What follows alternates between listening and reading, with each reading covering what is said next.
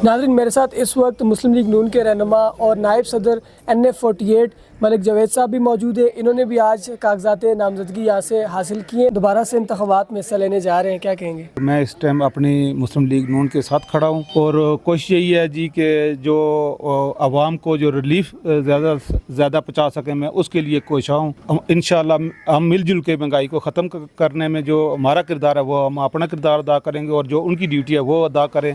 मिलजुल के इस पाकिस्तान को हम आगे ले चलने का प्रोग्राम है। अच्छा, ये बताइएगा, यूसी जो कोराल है वहाँ से आपका जो पैनल है वो फाइनल हो गया?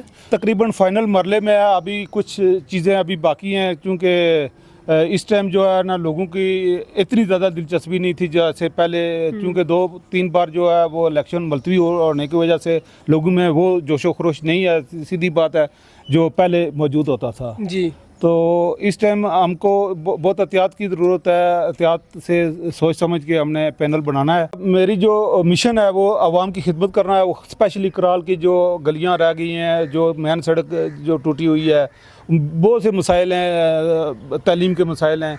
इस सिलसिले में हम इंशाल्लाह सब के साथ जो है ना वो स्पेशली अपोजिशन को भी मैं ये दावत देता हूँ कि मिलजुल के इस काम को हमें आगे बढ़ाना है और इंशाल्लाह ये कोशिश है कि कराल को अपने जो बेसिक मसाइल हैं उनसे निकाला जाए।